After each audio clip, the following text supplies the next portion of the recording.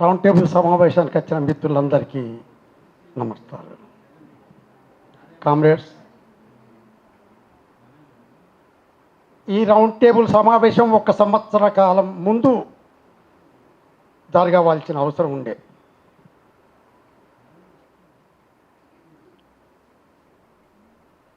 నేను గత సంవత్సరం క్రితం కూడా ఒక 8.5 నెలలు 3 జైళ్ళల్లో ఉండి రిలీజ్ అయినా ఒక సెంట్రల్ కమిటీ నాయకునికి షూరిటీ ఇచ్చినందుకు పాత కేసులు వెనుకలాడి అందులో జైళ్ళకు పంపింది రేవంత్ రెడ్డి ప్రభుత్వం. కేసీఆర్ గవర్నమెంట్ కేసు పెడితే రేవంత్ రెడ్డి గవర్నమెంట్ జైల్లో పెట్టింది. సరే, ఇప్పుడు జైలు సమస్యలు, ప్రజల సమస్యలు, రాజ్యహింసలు, రక్తపాతాల గురించి చెప్పుకోవడం కాకుండా ఖైదీల సమస్యల గురించి మాత్రమే మాట్లాడుకుంటున్నాం. నేను జైల్లో ఉన్నప్పుడు నేను భావించింది ఏంటంటే, ఈ ఊపా కేసులో భారతదేశంలో ఏ రాష్ట్రంలో లేనన్ని ఊపా కేసులు తెలంగాణలో ఉన్నాయి. అందులో లాయర్లు, ప్రొఫెసర్లు, డాక్టర్లు, సంఘాల నాయకులు, జర్నలిస్టులు ఈ ఊపా కేసులో దాదాపు 300 మంది ఉండుంటారు. ప్రజల సమస్యల మీద ప్రజలందరినీ ఎడ్యుకేట్ చేసి ప్రజల్ని కదిలించాల్సిన సంఘ నాయకులే వీళ్ళందరూ. కానీ నేనేం భావించిందంటే, కనీసం ఈ ఊపా కేసులో ఉన్న ఈ 300 మంది లేదా 200 మంది సంఘ నాయకులు అందరు బయటనే ఉన్నారు. ఒకసారి సింగిల్ లైన్లో రేవంత్ రెడ్డి ఆఫీసు దాకా పోయి డిమాండ్ చేద్దాం, ఊపా కేసులను రద్దు చేయి, జైళ్ళల్లో ఉన్నోళ్ళని విడుదల చేయండి, ప్రజాస్వామిక పాలన సాగిస్తున్నామని ఎన్నికల ముందు జనానికి చెప్పింది కదా.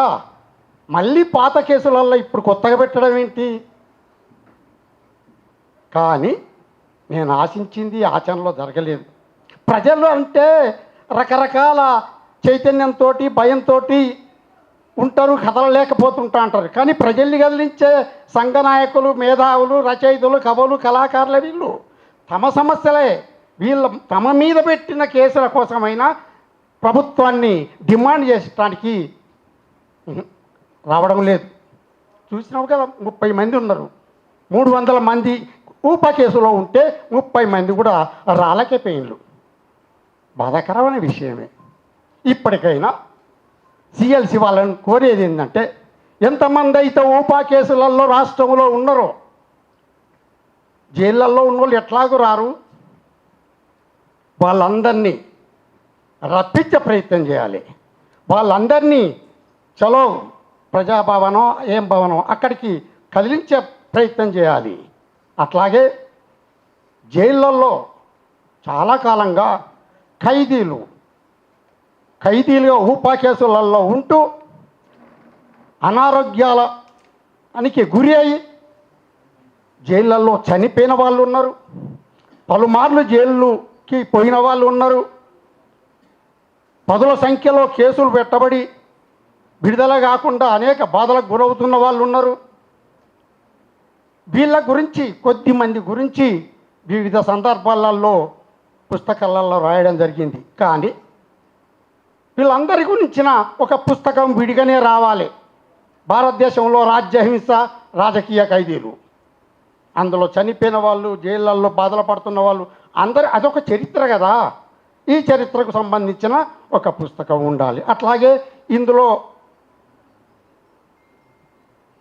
నాదొక ప్రతిపాదన ఏంటంటే, కేవలం మావోయిస్టులకు సంబంధించిన విషయాల మీద, ఖైదీలకు సంబంధించిన కేసులకు సంబంధించిన వాళ్ళనే పేర్కోవడం జరిగింది. కానీ ఇతరత్ర దేశంలో జర్నలిస్టులను, సంపాదకులను, వకీళ్లను, అనేకులను ఊపా కేసులలో జైల్లో పెడుతున్నారు.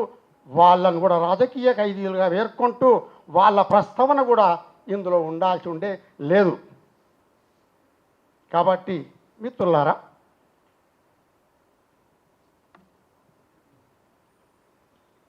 అనేక సమస్యల మీద సభలు పెట్టుకుంటున్నాం, మాట్లాడుకుంటున్నాం, మళ్ళీ వెళ్ళిపోతున్నాం.